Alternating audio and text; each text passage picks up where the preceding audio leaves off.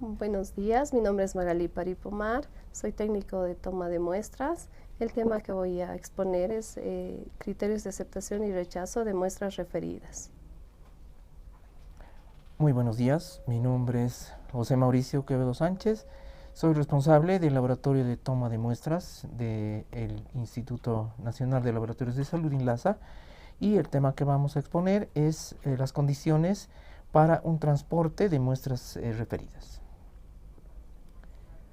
Bien, primero vamos a tocar algunos aspectos generales en estos dos puntos, ¿no? Para realizar una correcta, eh, eh, desde la recepción de la orden médica, que se da el inicio, ¿no? Para con la recepción de la orden médica para poder realizar el registro y después realizar una adecuada toma de muestra, ¿no? Tenemos que tener preparado el material para la toma de muestra, en la cual luego alistamos y etiquetamos el material para la recepción de acuerdo al tipo de muestra y al laboratorio de destino que va a ir dirigida esta muestra. Luego preparamos el material de bioseguridad que van a utilizar el personal asignado a esta tarea, los EPPs. Alistamos y etiquetamos el material de bioseguridad personal, ¿no? los EPPs, necesarios para la protección del personal. Ahora, en cuanto a la preparación del paciente, ¿no? Es muy importante el ayuno, ¿no? Se recomienda la forma para una toma de muestra adecuada. Necesitamos que el paciente tenga un periodo de ayuno de entre 8 a 12 horas. ¿No? Evitar el ejercicio físico, ¿no? El cual puede alterar el resultado de las pruebas de laboratorio, ¿no? Un ejercicio enérgico puede ocasionar que exista una leucocitosis, ¿no? O los hematíes puedan ser excretados en el caso de que se haya pedido una prueba de un examen general de orina o un urocultivo, ¿no? Que son pruebas que se realizan en orina, ¿no? Es recomendable realizar una anamnesis sobre los ejercicios físicos que realiza el paciente antes de que haya tomado la muestra sanguínea, ¿no? En cuanto a la medicación, la ingesta de determinados medicamentos puede interferir en el resultado, ¿no? Lo cual es importante prescribir qué medicamentos está tomando el paciente, ya que hay algunos medicamentos que tardan un poco en ser eliminados de nuestro organismo, y esto es información importante para nuestros analistas de acuerdo al laboratorio al cual están siendo destinadas las muestras. Es importante que el analista tenga el conocimiento de estos medicamentos para poder ver qué pruebas podrían ser afectadas en cuanto a la presencia de la medicación. Ahora, en cuanto a las instrucciones y la preparación del paciente, ¿no? Lo que se realiza de manera óptima es una presentación directamente con el paciente, y en el caso de que esté acompañado, sobre todo cuando son pacientes de la tercera edad o cuando son pacientes pediátricos, y en algunos casos algunos pacientes se presentan con un acompañante, ¿no? Entonces realizamos una presentación de quiénes somos, de manera amable, cordial y tranquila, ¿no? Procurando siempre que el paciente se mantenga relajado. ¿Por qué? Porque esto va a bajar un poco la tensión, ¿no? Todos tenemos, en algún momento hemos estado presentándonos, ¿no? A que nos tomen una muestra, ¿no? Y bueno, en muchos casos hay cierta aversión, ¿no? A las agujas sobre todo, ¿no? Entonces, al nosotros presentarnos y hablarle al paciente de manera cordial, vamos bajando un poquito la tensión del paciente, y vamos relajándolo, ¿no? Vamos entrando en confianza además para que se pueda soltar el paciente, ¿no? Es importante revisar la solicitud, ¿no? Los análisis solicitados, la información que tiene el paciente, ¿no? Las generales de ley que se necesita saber, ¿para qué? Para realizar el registro en nuestras bases de nuestra plataforma, para que así esta información pueda llegar a los analistas para que puedan tener conciencia, y además de generar un comprobante que es el que se va va a estar acompañando al paciente hasta que, desde el momento que ingresa el paciente hasta el momento en el que se le entrega su resultado, ¿no? Algunos requisitos especiales que son justamente otros también que van a garantizar la pertinencia de salud. Entre los requisitos especiales, por ejemplo, tenemos algunas pruebas que requieren ciertas condiciones para la realización de las pruebas, ¿no? Qué sé yo, puede ser también, en el caso de que se venga a recoger una prueba para realizar un hemograma, por ejemplo, se tiene que el tipo de material que se va a utilizar, ¿no? Es decir, los tubos que tienen que tener anticoagulante, ¿no? Vamos a explicarle, antes de realizar el registro de los pacientes, vamos a explicar en qué va a consistir el procedimiento, ¿no? Les vamos a indicar que, de acuerdo a la orden que tenga el paciente, vamos a indicarle que vamos a realizar una toma de muestra sanguínea, ¿no? Vamos a indicarle al paciente también, en el caso de que amerite, lo que se va a realizar para una prueba de orina, o en el caso de que amerite una prueba de heces, o de acuerdo a la solicitud con la que ha llegado el paciente, ¿no? También en el caso de que de la prueba que se le vaya a realizar al paciente, en algunos casos también vamos a indicarle al paciente algún factor que pueda provocar una variabilidad biológica, ¿no? Es decir, alguna alteración en el resultado analítico, ¿no? Cuando el examen lo requiere, es decir, de acuerdo a la solicitud que tenga el paciente, ¿no? Evaluar si es posible el estado físico del paciente, ¿no? Es decir, corroborar que lo que nos haya dicho al preguntarle si es que ha realizado el ejercicio es evidente, ¿no? Se nota de manera clara que no haya registrado ejercicio el paciente. Tratar de minimizar el estrés que tiene, por ejemplo, esto es importante para que el paciente esté relajado y se le pueda realizar una toma de muestra adecuada, ¿no? Hemos verificado la condición del paciente. Esto implica preguntarles, ¿no? Entre el paciente le vamos a preguntar si es que está en ayunas, ¿no? En algunos casos nos van a indicar que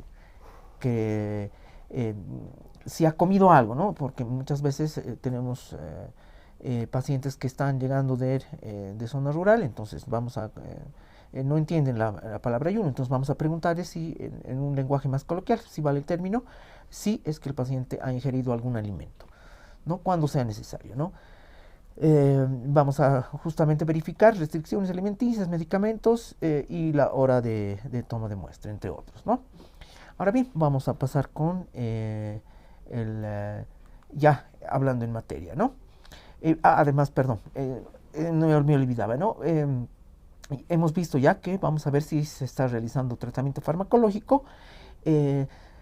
Previamente se le indica al paciente que el ayuno que tiene que estar, que es por lo menos 8 horas antes de la toma de muestra. Vamos a continuar con ahora vamos a entrar en materia, continuando con el tema en cuestión. Bueno, continuando con el tema, vamos a hablar sobre los criterios de aceptación y rechazo de muestras referidas. Primeramente, como objetivo principal que tenemos es establecer, ¿no?, los criterios de aceptación y rechazo de muestras para que esto nos dé asegurar la calidad preanalítica de las muestras recibidas en el laboratorio, lo cual es fundamental para garantizar resultados confiables y de alta calidad para el diagnóstico y tratamiento de los pacientes, y así podamos garantizar la calidad de las muestras analizadas. En estos puntos claves que nosotros tenemos en el laboratorio son asegurar la integridad de la muestra. Los criterios que buscan que las muestras estén debidamente identificadas, embaladas correctamente, conservadas y transportadas de forma adecuada, así evitar problemas como la contaminación, la coagulación y las hemólisis que se puedan presentar. Por ejemplo, nosotros tenemos este folleto que entregamos a los pacientes para que nos traigan las muestras referidas, que son las condiciones para el transporte de muestras referidas. Ahí recalcamos todo lo que es el ayuno del paciente, que es el ayuno de 8 horas mínimas. Le entregamos el material requerido y le explicamos al personal que va a ir y va a tomar muestra al paciente cómo debe estar y cómo debe ser la muestra, qué tubo nosotros le vamos a entregar, si es un tubo con anticoagulante o no, la cantidad que necesitamos y que los tubitos estén adecuadamente identificados con el nombre del paciente. Ya nosotros le entregamos el tubo, el primer tubo y el segundo, ¿no? Donde van a llevar el envase primario y el envase secundario, y les explicamos cómo debe ser el traslado para que ingrese. También tenemos otra parte importante, que es verificar la información de la muestra. Los criterios exigen que la información de la solicitud, ya sea de paciente y tipo de muestra, coincida con la muestra recibida para evitar errores de identificación. Muchas veces vienen con las órdenes médicas que las letras son ilegibles, entonces esa parte también es donde nosotros hacemos el rechazo, porque debe haber una concordancia, qué análisis necesita, especificar bien qué tipo de pruebas se necesita. También nosotros así para facilitar el material de las muestras. Rechazar muestras inadecuadas. Si una muestra no cumple con los criterios establecidos, debe ser rechazada para evitar que se procesen muestras de baja calidad que puedan generar resultados erróneos, ya que esto es muy importante, porque si nosotros aceptamos una muestra, digamos, que no necesitaba anticoagulante, entonces va a interferir en el resultado del paciente. Entonces, todas esas cosas es donde nosotros debemos verificar antes de aceptar las muestras. Por ejemplo, hay muestras que llegan hemolizadas o a veces muestras lipémicas, entonces todas esas cosas es importante verificar, y en cómo lo transporta también el personal que trae. Muchas veces lo traen familiares, entonces es más, con ellos hay que explicarles de manera de que si tiene anticoagulante o no tiene, que lo homogeneicen bien, o que ella lo mantenga parado, que no lo haga echar porque se puede hemolizar y no nos va a servir la muestra. Entonces todas esas condiciones hay que hablar con los familiares. También los criterios de aceptación. Nosotros, ¿qué criterios de aceptación es las que tenemos? Muestras correctamente identificadas con el nombre del paciente, tanto en la solicitud como en el envase. Muchas veces nos traen muestras, una orden médica con un nombre del paciente y el tubo con otro nombre, entonces no es confiable. Ahí es donde se rechazan las muestras. Muestra adecuadamente embalada, cerrada herméticamente. Allí es donde no llega la muestra, está con el contenedor primario, el contenedor secundario, entonces se recibe la muestra. Muestra en tubo recipiente adecuado según el tipo de análisis. Nosotros les explicamos, antes de darle el material, les explicamos si el tubito tiene anticoagulante, le va a pedir al personal que lo homogeneice bien para evitar coágulos. Entonces es como si nos trae, entonces es recibido. Muestra con volumen suficiente, ya sea para la cantidad de análisis que se necesita. Relación anticoagulante, muestra que sea correcta. Por ejemplo, tenemos tubos donde tenemos una línea donde solamente hasta ahí se puede cargar la muestra sanguínea, entonces hay que respetar esa relación anticoagulante muestra. No presentar coágulos o microcoágulos. En estos casos, con lo que son los tubos con anticoagulantes, verificamos que no tengan coágulos. Y los criterios de rechazo. Muestras de orina, recolectadas en frascos apropiados. Debe ser una correcta identificación y recolección, ya que hay muchos pacientes que traen en frascos de mermelada o frascos que ellos dicen no, que lo hemos esterilizado, entonces no se rechaza. Deben ser correctamente frascos apropiados de farmacia.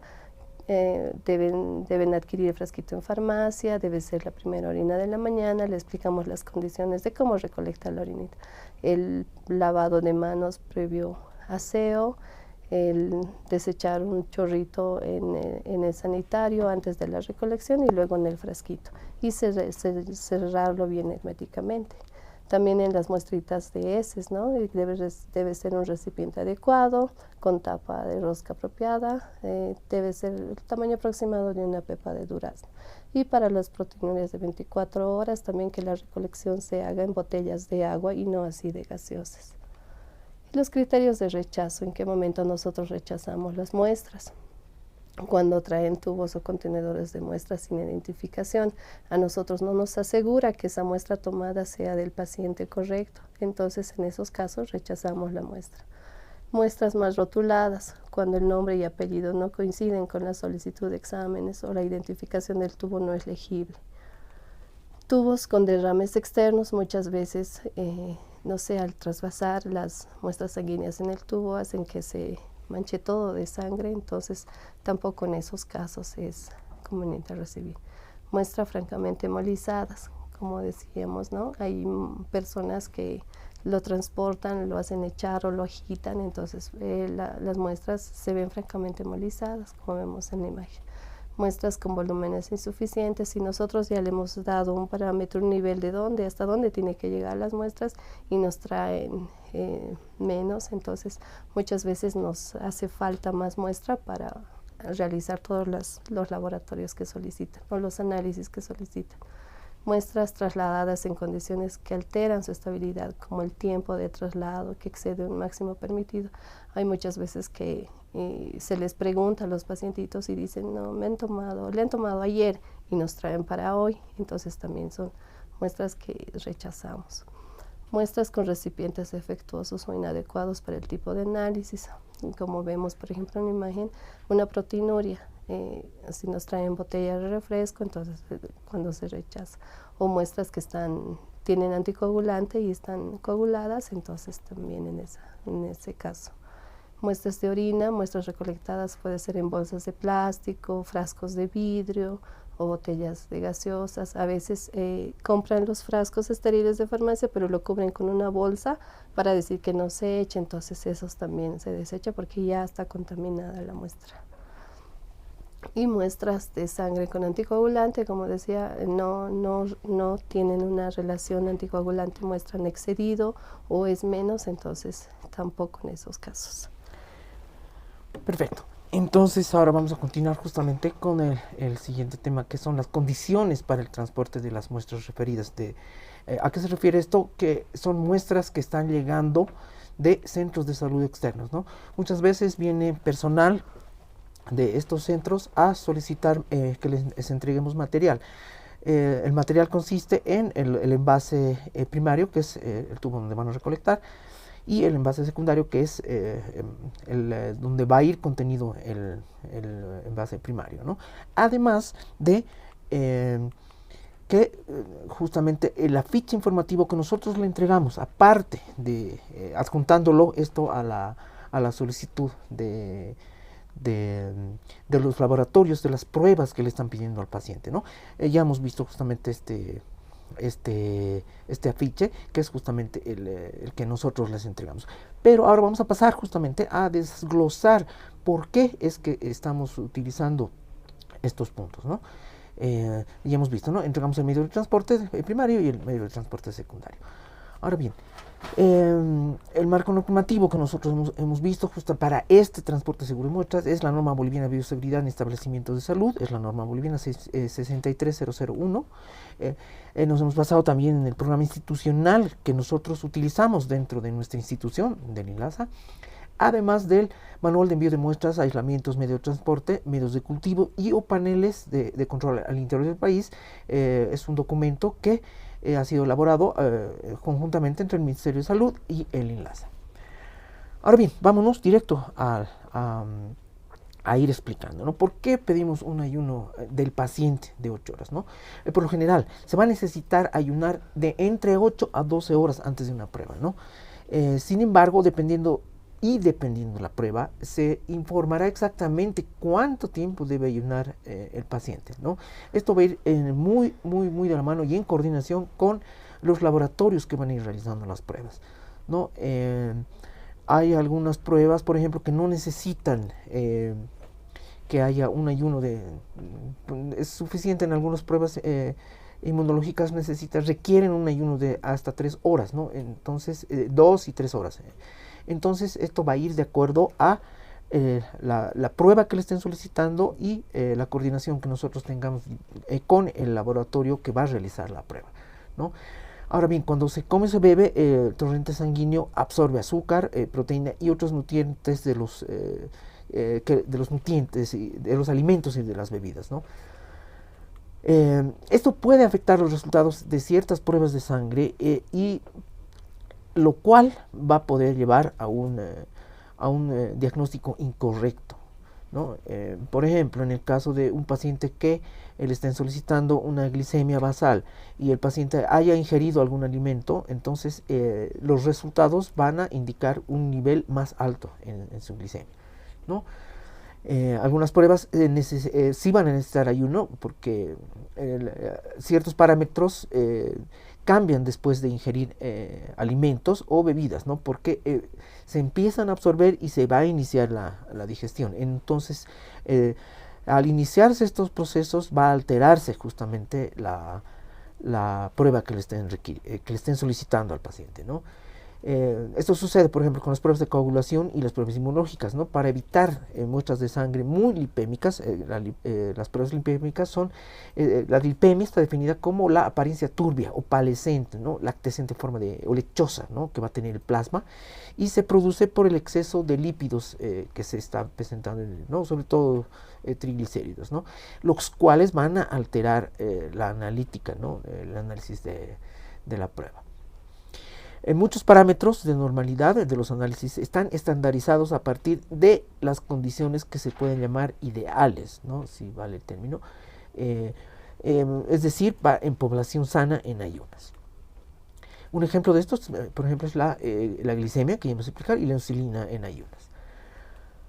Ahora, una vez que hemos realizado esto, entregar dentro del afiche, hemos visto, ¿no?, que tiene el paciente o el personal de salud. Muchas veces no directamente son personal médico o personal que trabaja en los laboratorios, sino son familiares, ¿no? Entonces se les recomienda que por favor dentro del afiche que entreguen el material que les estamos entregando, el cual podemos ver acá. Por ejemplo, aquí están algunos ejemplos de los tubos que nosotros utilizamos, el material secundario, que también es el que se les entrega a los pacientes, ¿no?, para garantizar la seguridad, ¿no?, y en muchos casos algunas condiciones de que, sobre todo de seguridad de los tubos, para que no sufran daño por golpes o por exceso de luz, ¿no?, que en muchos casos va a alterar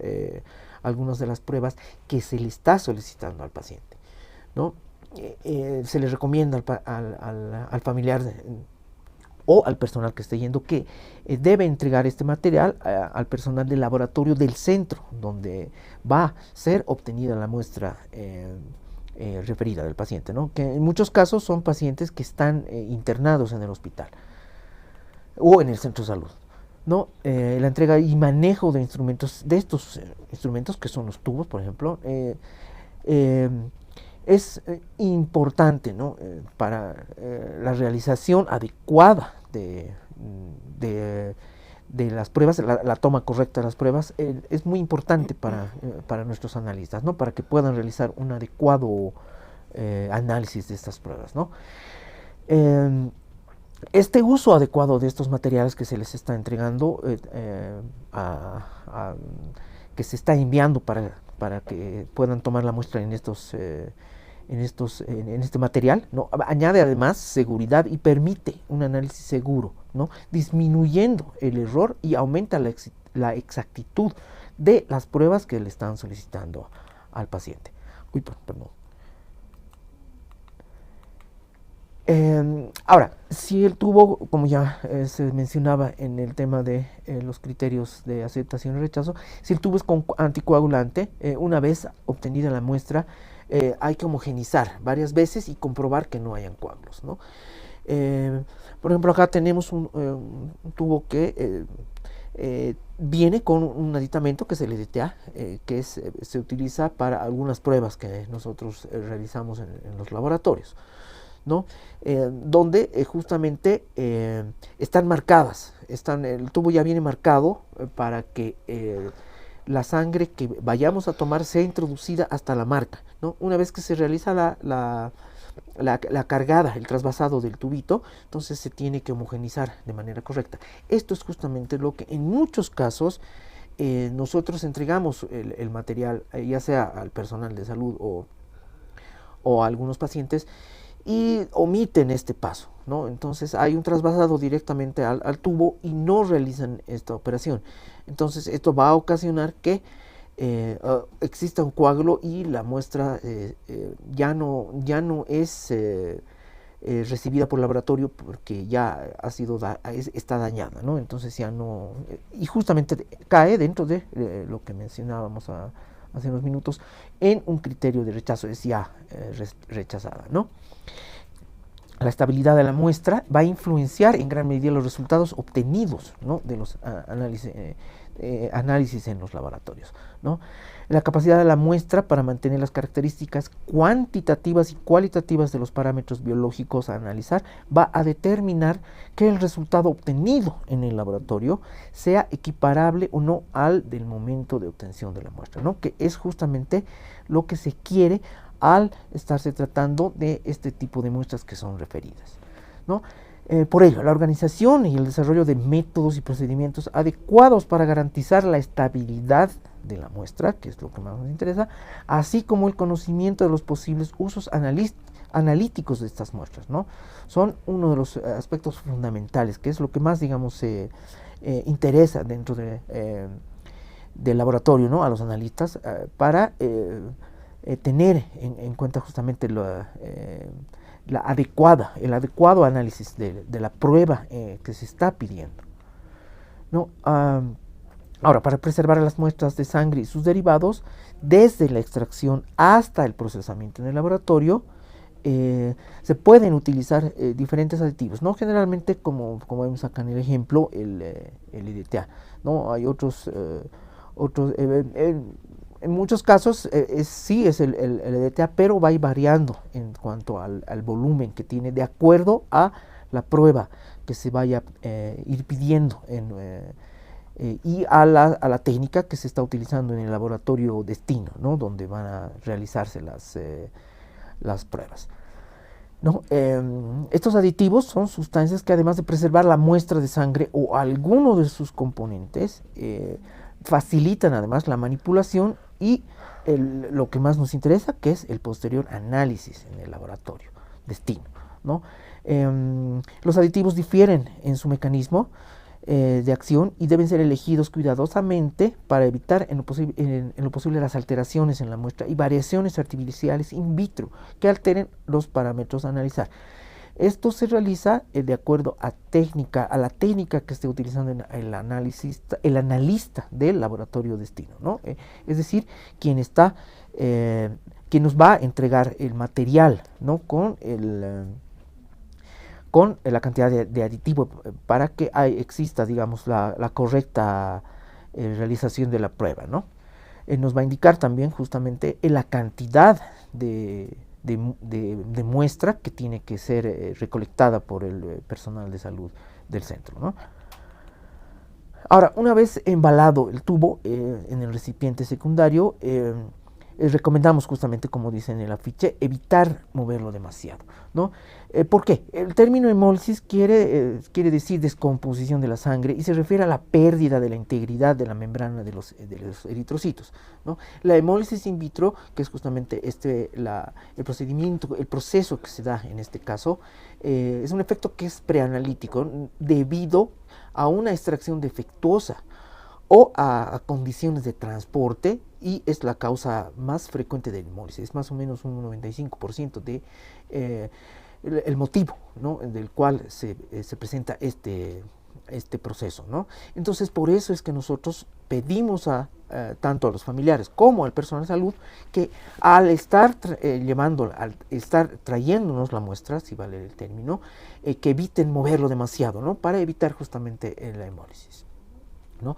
La interferencia por hemólisis es la principal causa de rechazos de muestra, que es lo que ya hemos visto, ¿no?, en el punto referido al respecto, ¿no?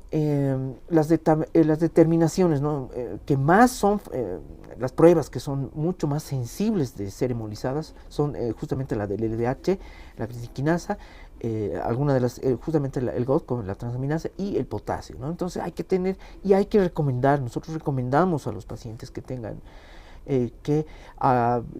cuando se trata de familiares de de pacientes que se encuentran en hospitales que se encuentran muy lejos, o ya sea en área rural. Entonces les indicamos que si les han solicitado algunas de estas pruebas, nosotros les recomendamos que por favor recomienden al personal que tengan mucho cuidado tanto al tomar la muestra, al realizar el trasvasado, como a ellos para que tengan cuidado en evitar moverlo demasiado, ¿no? Ahora, otro de los puntos en los cuales mencionamos en el afiche que ya hemos visto es, una vez obtenida la muestra, dirigirse al enlace en un tiempo no mayor a 3 horas, ¿no? El traslado al laboratorio debe ser lo más rápido posible, pues los resultados son tanto más fiables cuanto mayor es la rapidez en la que se va a ir analizando la muestra. Toda muestra recolectada debe hacerse llegar al laboratorio lo antes posible, ¿no? En un lapso máximo que hemos visto justamente en coordinación con los laboratorios, en un lapso máximo de 3 horas, ¿no? En posición vertical, que es como justamente se les indica ya sea a los familiares o al personal de salud que puedan traerlo. Tiene que estar en un ambiente fresco y protegida de luz directa y de agitación innecesaria, ¿no? Para esto es que nosotros entregamos justamente el recipiente de transporte secundario, ¿no? Y hemos visto lo que les entregamos, justamente son el afiche, el recipiente primario, el primer tubo, y un recipiente de secundario, ¿no? El traslado de las muestras al laboratorio debe realizarse en recipientes cerrados, ¿no? Porque son, como hemos visto, son tubitos que tienen tapa rosca generalmente para que puedan ser cerrados, ¿no? Lo cual también generalmente son tubos oscuros, ¿no? De color ámbar, que van a proteger la luz, y van a mantener el recipiente primario, lo van a mantener fresco, ¿no? En muchos casos, lo ideal sería que sean transportados por personal capacitado, ¿no? En muchos casos llegan estas muestritas en recipientes incluso terciarios, donde están en muchos casos tienen algún tipo de anticongelante, ¿no? Para mantener la cadena de frío, ¿no? El cual tiene que ser, además, ¿no? Impermeable y de fácil limpieza estos recipientes, ¿no? Pero en algunos casos no se va a poder realizar esto. Entonces directamente con quienes nosotros hablamos es con los familiares de los pacientes que tienen a su familiar internado, ¿no? Este contenedor debe tener papel absorbente de ser posible, ¿no?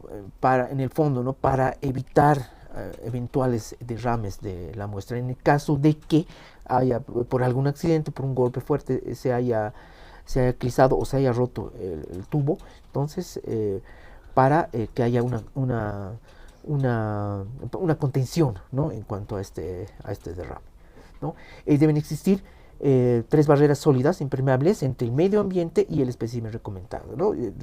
Que es lo que ya hemos visto, ¿no? El envase primario, el secundario, y en muchos casos un envase terciario, ¿no? El recipiente debe ser de uso exclusivo para el transporte de muestras, ¿no? Esto es lo que les recomendamos, ¿no? Al personal de salud, que no vayan, que no se utilice este recipiente para otro tipo de transporte de muestras, ¿no? Sino justamente para el transporte de muestras, para evitar contaminaciones cruzadas, ¿no? Ahora, en el caso de que si no se puede procesar inmediatamente las muestras, estas pueden mantenerse a temperatura ambiente, más o menos entre 10 y 22 grados centígrados como máximo, ¿no? Unas 24 horas desde la extracción de la muestra, ¿no? Que se en muchos casos alguna prueba que no requiera el ayuno necesario es tomada en horas de la tarde, entonces hasta llegar al instituto donde va a ser realizada el análisis de esta muestra, ¿no? Pueden pasar, ¿no? Sin necesidad de refrigerarla, 24 horas desde el momento de la extracción. Ahora, otro de los puntos que mencionamos en el afiche que ya hemos visto es identificar la muestra con nombre y apellido del paciente, ¿no? En el material, en el primario, ¿no? En los tubos. La entrega y manejo de instrumentos de laboratorio para cada prueba resulta de vital importancia para nuestros analistas, como ya hemos indicado, ¿no? En muchos casos va a existir, como ya hemos visto dentro de los criterios de aceptación, tiene que existir la coincidencia, ¿no? Si vale el término visual, que tenga el familiar o el personal de salud entre la toma de muestra de la muestrita del paciente con la muestra que se está enviando, que nos van a referir, ¿no? Para evitar que en muchos casos existen centros de salud donde se realiza la toma de muestra rápido y en muchos casos no identifican. Entonces esto puede ocasionar un cruce de muestras, lo cual va a dar falsos resultados dentro del paciente, ¿no? Entonces nosotros recomendamos que por favor realicen esta operación antes de enviarnos la muestra, ¿no? Para tener tanto la certeza de que la muestra que nos están enviando coincide con la solicitud y coincide con el paciente al que se le ha realizado la toma de muestra, ¿no?